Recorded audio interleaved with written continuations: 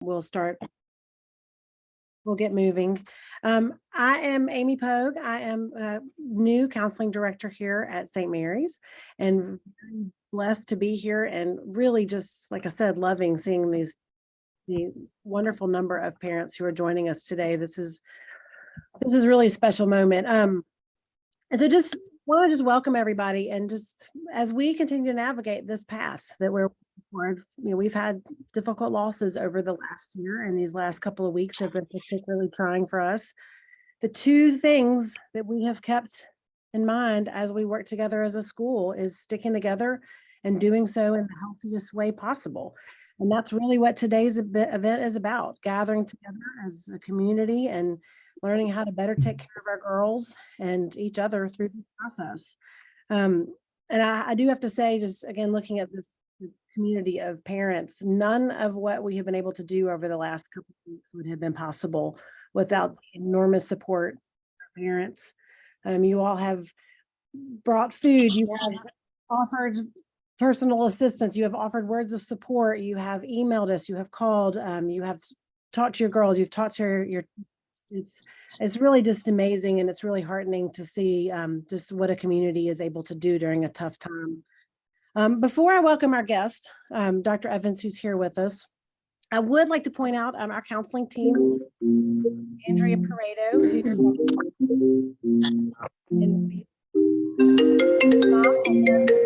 so is Lauren Mitchell, our lower school counselor and also early childhood counselor.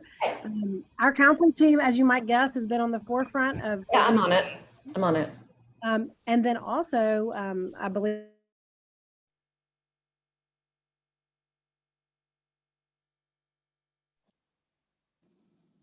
I guess I got muted. It's been really pretty special to work together with this counseling team as we figure out work together as a community, and beyond the counselors. I mean, there's so many different pieces and parts to the St. Mary's community as girls. But with that, I really would like to turn this to Dr. Evans, who is here. We're very appreciative of Dr. Evans's time today. He has already been helpful to us as a school community. He's met with the counseling team. He and I've been blessed to have a few phone calls before today. Dr. Evans is a psychologist, consultant. He has been a high school and preschool teacher and a child and family therapist, and has consulted more than 1,700 schools, including St. Mary's, even before this experience. He's helped dozens of schools after tragic deaths and other crises. We are very thankful that Dr. Evans is here with us today and look forward to hearing more. So with that, I will stop and we will look towards Dr. Evans, who is going to be with us today. Thank you.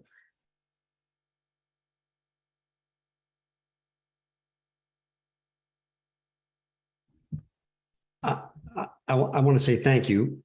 And I want to say that I'm glad and also sorry to be with you today. It's true, as Amy just said, that I have worked in lots and lots of schools, including many schools where they have suffered really difficult, hard losses. I have to say that I have almost never been a place which has had as much loss as St. Mary's has had over the last year or so.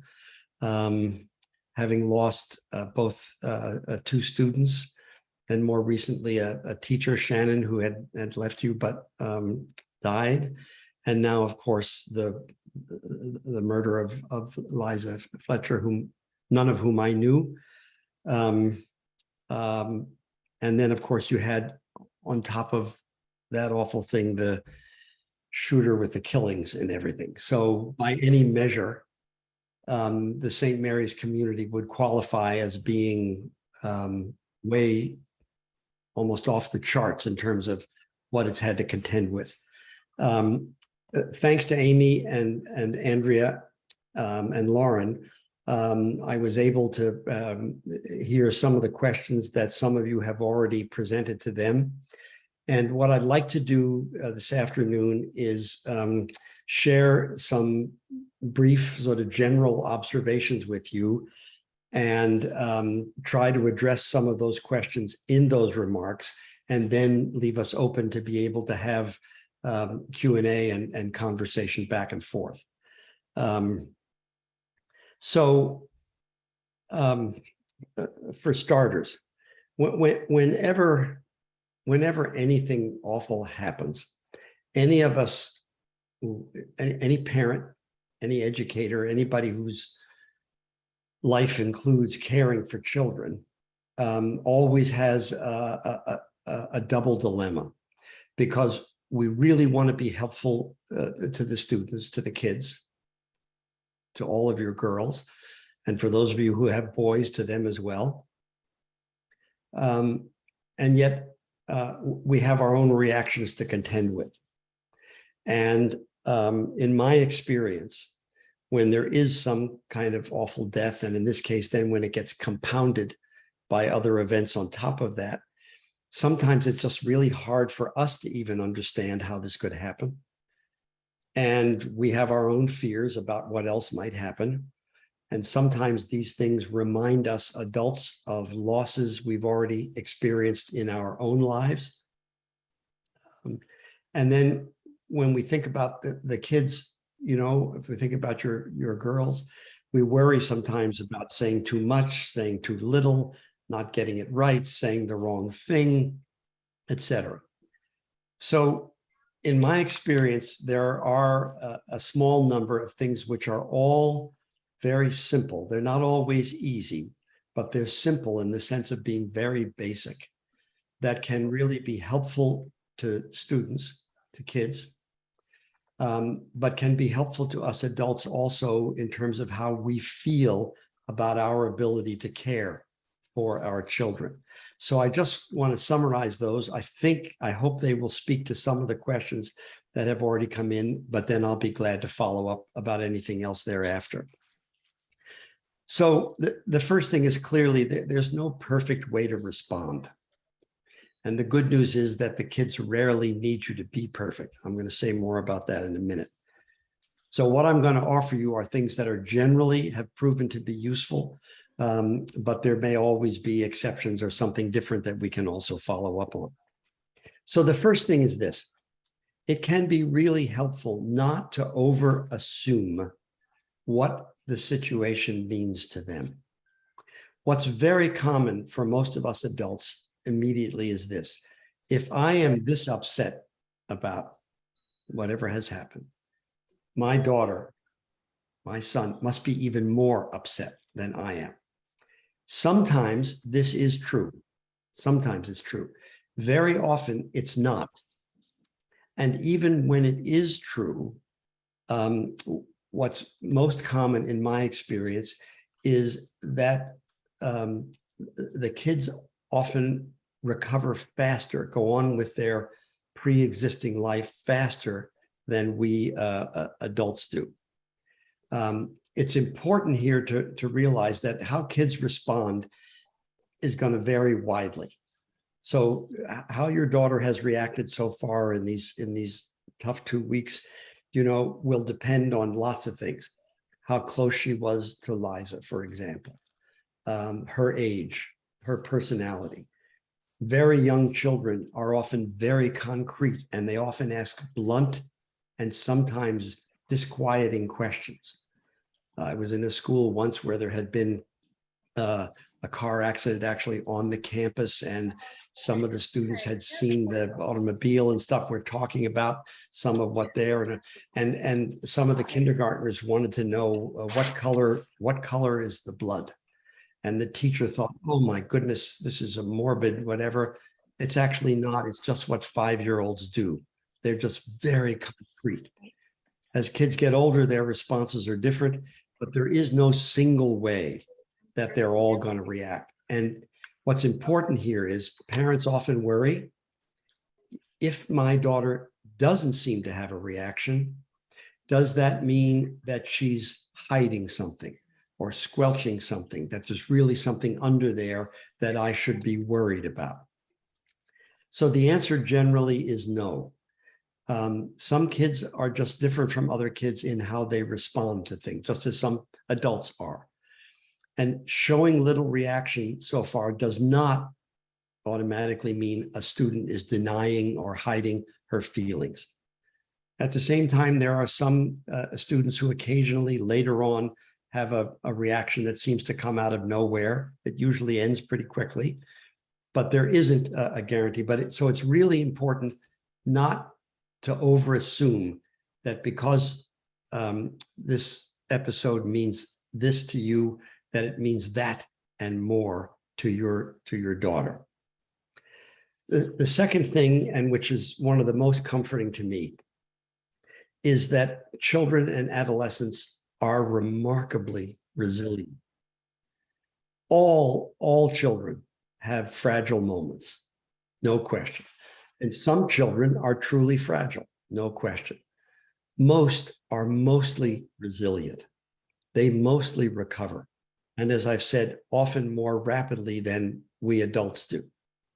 And often what they need to help them do that really is simply a chance to express what they feel when it's on their minds, and not more than that. We do worry about students who show a sustained change in their behavior, their mood, their appetite, their sleep. It's not at all uncommon for kids to have some disturbance in those things in the first couple of weeks after these couple of tragedies that you've had visited upon you. That's not unusual. We don't worry until we see a sustained change over time that really is different from how the student has been. In those cases, it's really good to talk to one of the counselors here, whether it's to Amy or Andrea or Lauren. Sometimes there are students who do benefit from getting some kind of professional counseling. So it can happen, but as a general rule, what isn't helpful is extensive probing, asking students whether they're still upset, whether they still are thinking about this, etc. At this point, several weeks after these events originally transpired, I would not be inclined to be pressing or probing a child any further at this point. I would be ready to respond if they bring something up and so on. I'd certainly be ready to be available to them without any question, but I wouldn't be inclined to be initiating further things now in the absence of some other special circumstances. I have to say here one other thing on the second point. There is often for middle and high school students a sort of pretty, I have to say, stereotypical gender difference that will happen. So, for example, when there's a terrible tragedy such as you've suffered in a boys' school, we often end up wondering, well, what are they thinking? They're not talking about it. They don't seem to have much to say. And that's sometimes very distressing to parents and to teachers. With girls, it's often on the other side of things. It's more common for them to do a lot more talking about it, and sometimes for it to feel to parents or to teachers and counselors like there's almost a kind of a contagious effect as they keep talking about something. It isn't always this way, and there are always exceptions for both boys and for girls, but it's not uncommon to have some of that. And it's another good reason why at this point, a couple of weeks out, it's probably mostly not going to be a really good idea to keep pressing and probing. And I'll say a little more about what can be helpful about in that regard in a minute. A third thing that's often a real challenge for any of us adults, any of us, me included, any parent, is when our kids ask difficult questions and we're not sure what to say.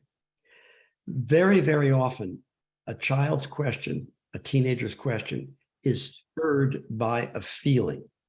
So they can ask you something that seems factual, but it actually comes from some feeling they were having. And often, rather than trying to plunge into an answer and explain everything to them, it can be very helpful to find out a little more about what motivated their question. So you can say things like this: what made you think of that? Or can you tell me what you were thinking about? You know, you kind of invite them just to tell you a little more about why they're asking. And very often what that will do, then they say, well, I was just wondering if this could happen or if that could happen. Then it's often much easier to answer. If you feel that you have to have an explanation right from the get-go, it can be really hard on you. So this leads to a next point, a fourth one, which is young children, teenagers at any age, they sometimes ask questions that we can't answer, which can make us feel very inadequate. How could somebody do this? For example, why do you think he did that? The questions like that. And as adults, we often feel the pressure to be able to answer any question our child asks so that they will be reassured and comforted. But in the face of a crisis, especially something that's so hard and so awful and so unpredictable, it turns out that children and adolescents, just like adults, are often much more comforted by straight talk rather than sort of false assurances. So rather to invent a response if you don't know the answer, it can be more helpful to say simply, I don't know. And then to ask, what have you heard? Or did you have an idea about that? Because if you do that, what you'll usually find is that for most children, it's less a matter of getting some details from you than it is of raising something that's been in them. And when you ask that and they tell you, you have a minute or two right there where the two of you connect, which is actually about the most comforting thing that anybody can do for any child in these circumstances. Parents also worry at times. Maybe some of you have had this worry already. I don't know. What if we're talking about this with my child and I tear up, or I weep, or I cry? Well, parents sometimes worry, Jesus will be terribly upsetting to my child. And that's possible. But if the child says, why are you crying? There's usually a simple answer, because this is very sad. And it makes me sad to think about it. And your child, especially if it's a young child, or even an older one, may tear up too. This is hardly the end of the world. It's perfectly all right for kids to know that their parents are moved when there is a terrible loss and when they're grieving. And it's okay if everybody shares some grief. Indeed, almost the only thing that is really interpersonally comforting when we're grieving is connection. So where this leads me is to say this, is that above all, helping young people of any age cope with tragic death is not primarily a matter of technique. That is a list of phrases that I would give you. It's not something that's best handled by some tactics or strategies that are sharply different from your normal way of communicating with your children. And although it may not have occurred to you, because many parents have, when I've talked with them, haven't thought about this, one of the things that turns out to be most comforting to kids is simply the resumption of the normal routines at home and at school. So in other words, it's not constant talking about what's happened that produces by itself all the comfort that children need. What also helps when there has been a horrible, I often think of it this way, a horrible tear in the fabric of continuity in the lives of children and families and the whole community. When that's happened, one of the things that's most comforting is a return to continuity. So for example, in a school setting, when there's been an awful loss, we pause and we acknowledge and we share the sadness and the grief. But then we have to do math. And there's something about the having to do math that actually is comforting and reminds everybody that, yes, we can cope, and helps life begin to move back in a positive direction. So the normal routines at home will have a similar effect. You may not have thought of them this way, but trust me, it's likely to be true.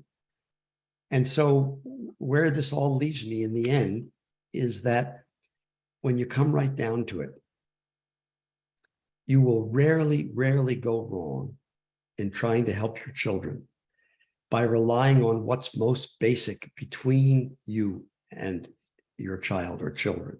That is your caring and connection. And at these hard times, your presence, you're just being there, you're being available, your readiness to talk when they are ready and want to, all that by itself can be profoundly reassuring in a way that is sometimes easy to mistake, but that can really make a powerful difference. So I would be very hopeful that the large majority of St. Mary's girls are already on a good road towards coping with these awful things that have happened. And even though there may be more aftermath from these things that yet to come, and some other difficult moments yet to come, I don't know. But I do know that most of these things I've just summarized, which as you can see are not rocket science and are not particularly fancy, are ways in which you can be a material help to all your children. And I'll hope that that's exactly what will happen. So we've saved lots of time here because many of you who've joined us today may have come with specific questions or a specific situation.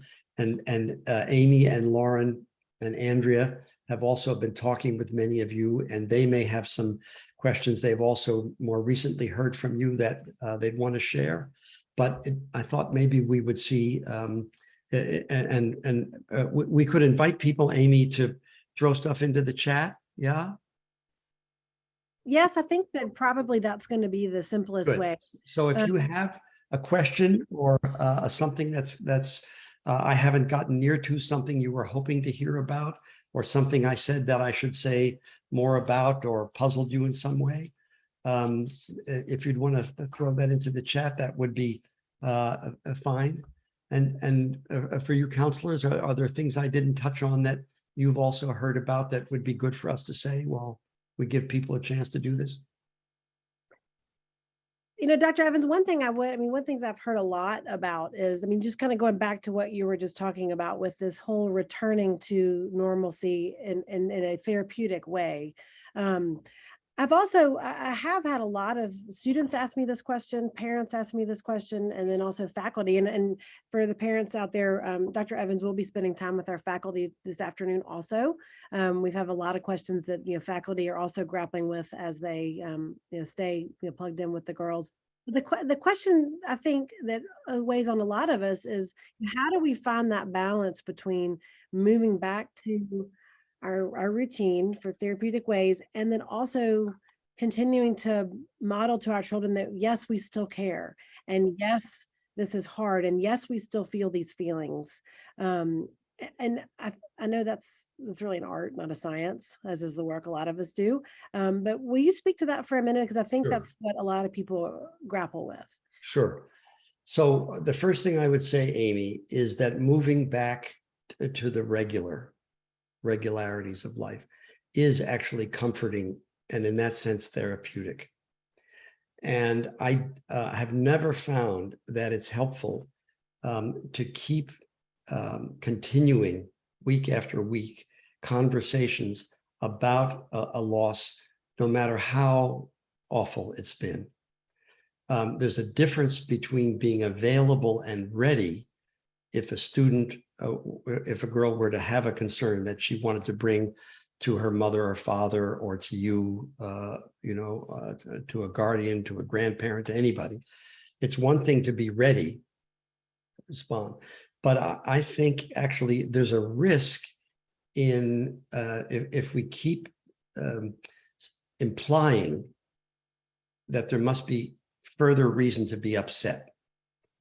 And it's what I don't want to do is deny any child the chance to talk about something that's truly on her mind. But I also don't want to be implying, oh my goodness, this is going to paralyze us permanently in some way. And one of the things that says, well, no, we're going back to school. It's a way of expressing confidence in the girls. And if a student were to say to you, gee, I can't imagine how you can just carry on as if nothing happened. I would probably say, gee, did you think that's what we were doing? And she would say, yes. Well, I would say, well, actually, that's not quite it. Nobody here has forgotten what's happened.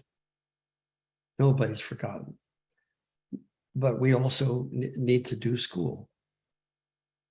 And, and the risk of overdoing the probing of the students,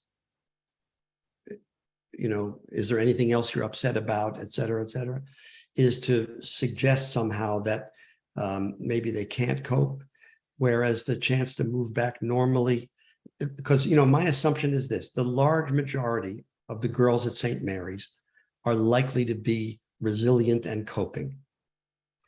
Secondly, it's a good reason you asked this question. Secondly, when children of any age suffer a trauma, and by that I mean a true trauma, not just a horrible loss, but something that's just devastating. The research on this shows that they almost all recover, and that the three things that help them recover are embedded in what I've already said. That is, the first thing that helps them is warmth and connection. The second thing is expectations and predictability. Structure and predictability. And the third is expectations. So we love you. We're here for you. We're going back to school and we're following the schedule, et cetera. And, we're all going to do our best to cope and to do our jobs and do our work and do our learning and so on. And that combination turns out to be over and over again, consistently helpful with children of all ages when they have suffered something really as awful as these losses and the kinds of things that have scared people so much. Thank you. Lauren? A few questions that we've received are about bedtime routines and kids expressing that they're scared right before bedtime. How would you advise how to navigate changing in sleep habits, especially when they're expressing that they're scared at night? So it would depend, I guess, on the specific situation, Lauren. That is, how scared, how long it lasts. Typically, these things will fade away. And part of what helps them to fade away is to obviously to pay attention, but not to continue being keenly drilling into the sleep problem. And to be able to say, it would depend on the age of the child too, as well. Are these very young ones? Yes, I would say maybe 4 to maybe 8. Yeah. So So I may add in that the high schoolers are feeling the same way. same way. It Yeah. just translates to a different, it's not bedtime, it's going out for a run or driving, but it's Yeah. the same issue. Okay. So let's take them separately here. So the first one, Lauren, I'd be inclined to let a child tell me something about that briefly. And I'd be inclined to say, And it depends. I'd say, what are you worried about? And sometimes they say, well, I don't know. I have a son who's 42, and when he was 4, he had a ritual at night for 2 months or whatever, with a series of questions that you had to answer. Will any bad things happen tonight? No. Will any bad men come in this house tonight? No. And you couldn't say, look, all those questions, the answer is no. I had to listen to every question and say no, and then he went to sleep, and with little ones, often you do a little bit of that and then they do. So I would only be concerned if this were to drag on for, a couple more weeks, and or it's really profoundly unsettling to the child, in which case then it would be worth thinking about some kind of more specific intervention. But as a general rule, it generally helps to be interested, but not to be pushing them to tell you more and more and more and really get into it, as opposed to having an approach which says, oh, that sometimes happens, and usually those kinds of things go away, and we're going to be here tonight, and we're here to take care of you, and so on, and I hope you're going to have a good sleep. What if the child is asking if they can change the sleep schedule? Maybe they want to sleep with their parents and not in their own room. Yeah. So if you have to do it, you can do it. In general, I think it's nice if you don't, because it's hard to get them out once you get them in. And so I have known some situations where parents would take a longer time, even rocking or reading to a child longer. They get a little more tired. I've known some situations that got a little better because the parent would stay with the child in the bed right as they went to sleep and then leave. But as a rule, I think even if there's a tough night or two, they're likely to make the adjustment more rapidly if you express interest, concern, love, and some confidence that they're going to be okay, and that you'll be right there if they should need anything. So, Amy, the older one, say a little more about what you're hearing from them, if you would. Sure. You got muted again. It's only 1:30. I'm back.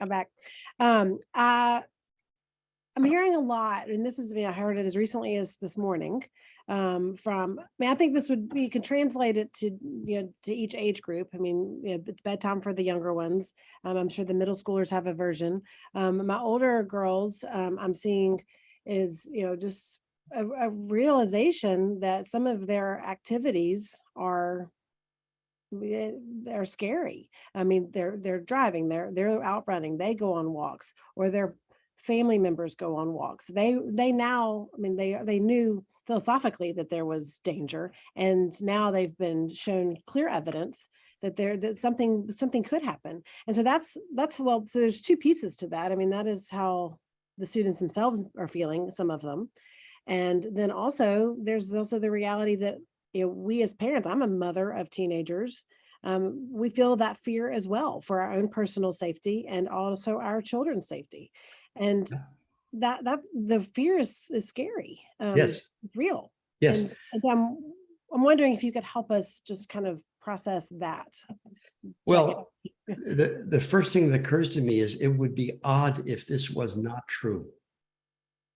If you had not just Liza's murder, right? If you'd had only that, that would have been awful by itself and reason. But with the additional killings and shootings that happened, right? To me, it would be odd if somehow nobody's thinking about this, nobody's worried about this. So in the first place, I think as a technical matter, historically in this country, when we've had episodes like that set of killings, there sometimes are copycats, but almost never in the same city. They happen elsewhere. Well, it's one thing to look at the history and say that. That's completely different from how confident a person might feel about being out at night or whatever. So in the first place, I think the fear is understandable, and I don't know anything that's going to make it go away right away. I simply don't. And one of the things that's sometimes at least is helpful is to be able to know that you're not alone with it, to be able to share it. And I also do like to ask students when they say this, what, if anything, is what's helping them to cope with their fear? So sometimes they say something like, well, if I go out with a couple of my friends and we're all together, that feels safer. Okay, that's a good thing to know. And maybe for a while, there's a lot more of that than there might normally have been. Well, I know a lot of adults who've done that in situations, where there's been a concern about, killings on the street and things like that. So to me, the first thing is we get to share it, we get to acknowledge it, and we get to think, well, what has helped us to cope, or what might help us to cope, and then try to think about how we might do that. But I think it's dishonest to say to your upper school girls, oh, I'm sure this is never going to happen again. I mean, that may be true, but there's no way to be confident about that right now, right? So can I ask, when they have said this to you, what have you said to them? I mean, I'd say validate. Good. Yes, and I do ask those questions. Yes, it is really scary to think about going out there walking by yourself. Yep. And I'd like to think I ask a version of what you just said. Good. Is what are some ways you have felt like you've been able to do that safely? Yeah. I do think about, though, just also our own anxieties as adults, and the degree to which we are transferring those, or potentially could transfer those onto our students or our kids. Yep. I mean, that's every one of our worst nightmare.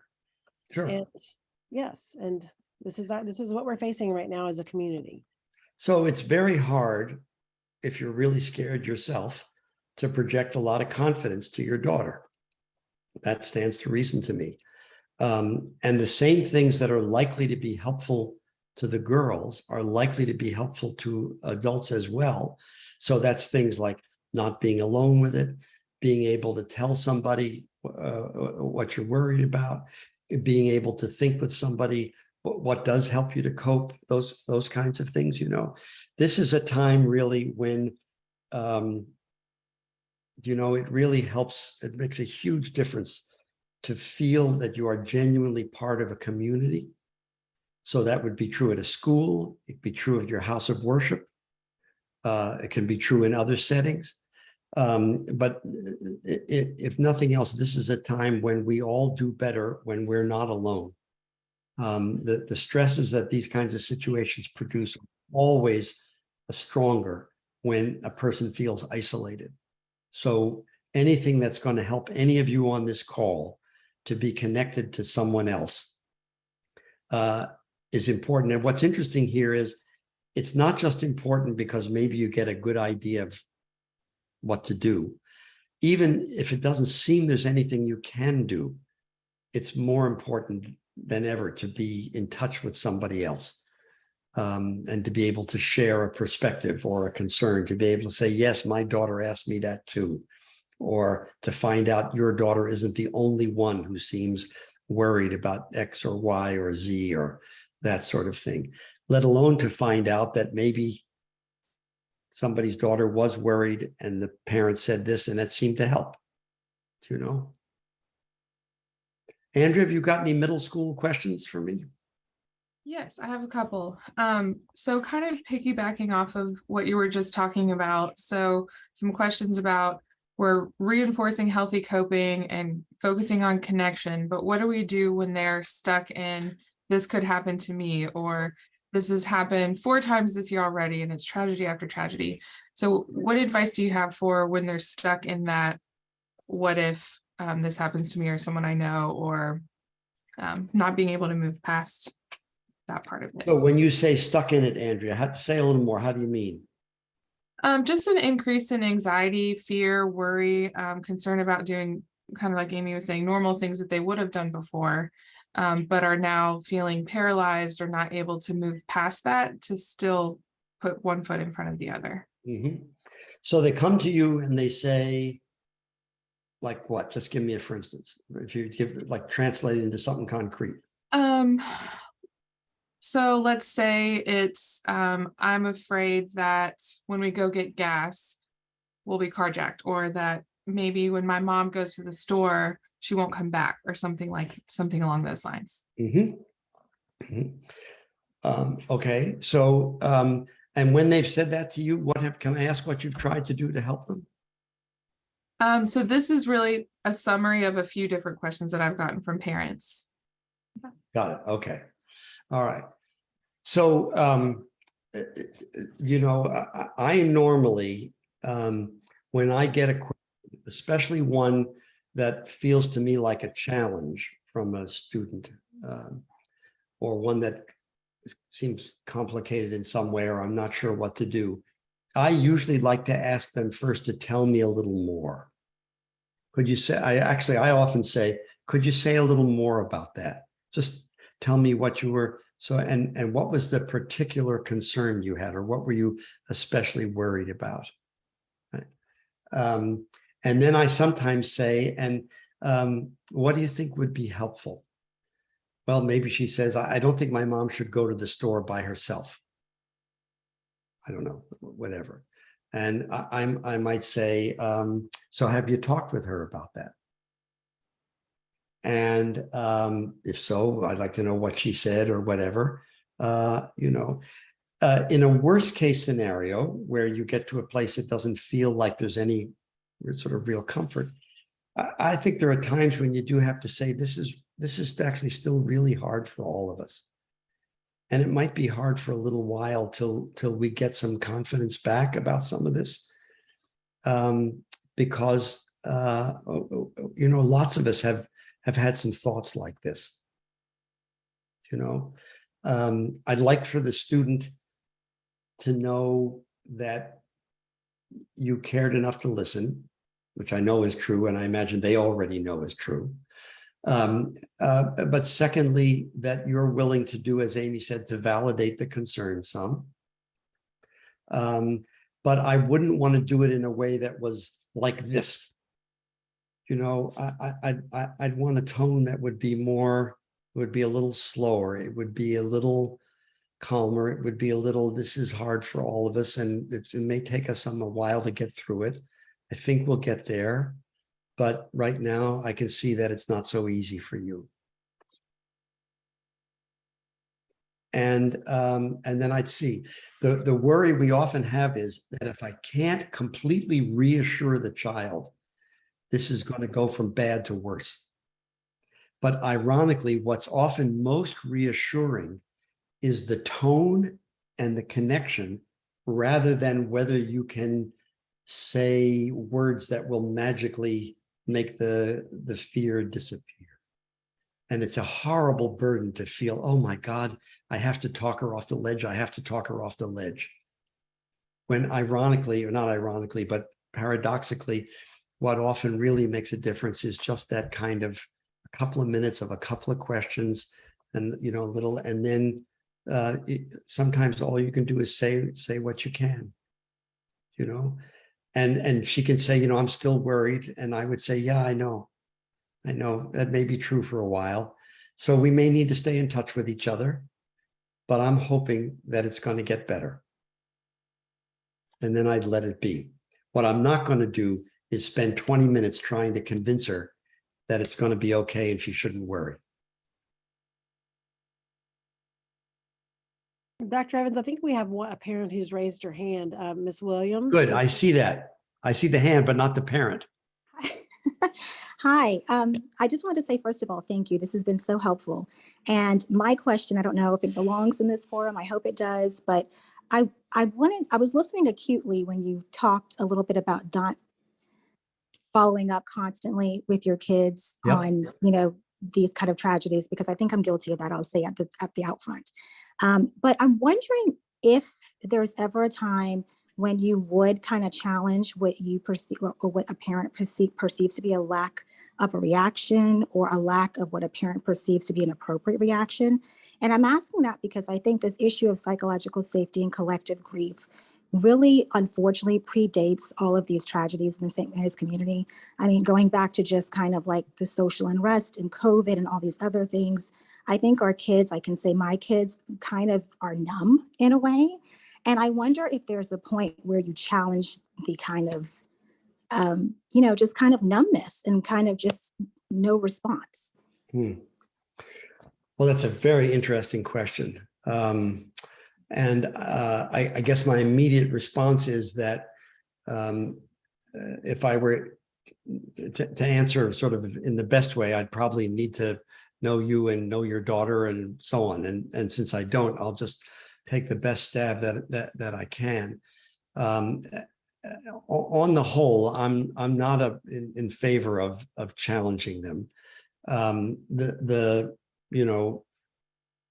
You may find you can't resist, and if so, then you should just do it. And I don't know what you might be inclined to say. That where I'm generally drawn, if I were to do that, would be to say, it seems to me like you haven't had much of a reaction to everything that's happened, and to these deaths and so on, and see what they say. I could imagine saying, I've just been wondering what your reaction is or something. What I'd be unlikely to do, I think, is to try to really put them on the spot and imply something like, even if I didn't say it this way, what's the matter with you? Why aren't you reacting? Et cetera, et cetera. On the whole, I think, especially if it's an adolescent, generally, if they're not ready, they're not ready, and you're not likely to get much out of them. I mean, I can't tell you over the years, just in ordinary, regular talks to parents at schools, how many parents have said to me, well, how do I get my teenage son to open up? And I'm generally thinking, good luck. He's a teenage boy. I mean, it sounds like I'm being glib here. You're asking about something that's more serious than that. But nonetheless, I think it's not likely to get very far. And this may be something you end up having a conversation with them down the road in retrospect about. And I'd be surprised if you'd be able to somehow break through into something and change their whole MO here about this. However, that said, if you just can't stand it, I think as parents, we have a right now and then to say, I've tried not to bug you, but I need 5 minutes. I just need to ask you about this because I'm puzzled and concerned, and I just need to hear a little something. And I think as a mother, you have a right to insist on your 5 minutes, not daily, but now and then. May I ask a follow-up to that? Sure. Ms. Williams used the word numbness. I mean, would it be fair to suggest, though, that if a parent is starting to see an abnormal, I guess, flat response to something that should be concerning, would that be that be a concern? So what I'm concerned about is a significant, sustained change in behavior, mood, sleep, appetite. So not something for these past 2 weeks. But 2 weeks from now, we still have something going on. Or even if it's less time than that, but the change is really significant and it doesn't seem to be abating. In those cases, Amy, I'd be on the phone to you. And I'd be, or to Andrea or to Lauren, but I'd be on the phone saying, here's what I'm concerned about. What do you think I should do? And I'd want to know, if I were the parent, are you seeing the same thing at school? Which I should have said to Ms. Williams as well. It's one thing what you get at home. Very often our kids are quite different with us at home than they are with everybody else. Many of you may have had the experience, especially with if your kids are older, when they were younger, they have a sleepover at somebody else's house, and that parent says to you, oh, what a delightful daughter you have. And you're thinking, me? My daughter? Because what you're used to at home is something very different from what they saw. So Amy, I'd be, if at school you're seeing the same flatness, and that's very different, right? As the parent is seeing at home, that's more reason to think about following up in some way. Whereas if they're just seeing it at home, but at school, the student looks to you very much like she always has, then I'm going to be less concerned about the situation. I want to be mindful of time, but there are two other topics that have come up through parent conversations, both during this meeting and then also and prior to it. One Yep. is regarding really all of our exposure to social media or news, the continuous news cycle related to these specific bad events and then other bad events. So if you would you please speak to that for a minute about creating boundary? And then the other one, this is another big one, is just as this is going to come up again this afternoon with our teachers, but as we look at just some of the I don't know, the tough topics that we cover during the course of a curriculum in a school, Yeah. just being mindful of what that can mean. Okay.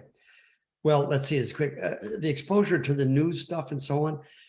This is a good example of one of many ways. The social media is another one in which, as parents, we just don't get to control and filter out things that can reach our kids.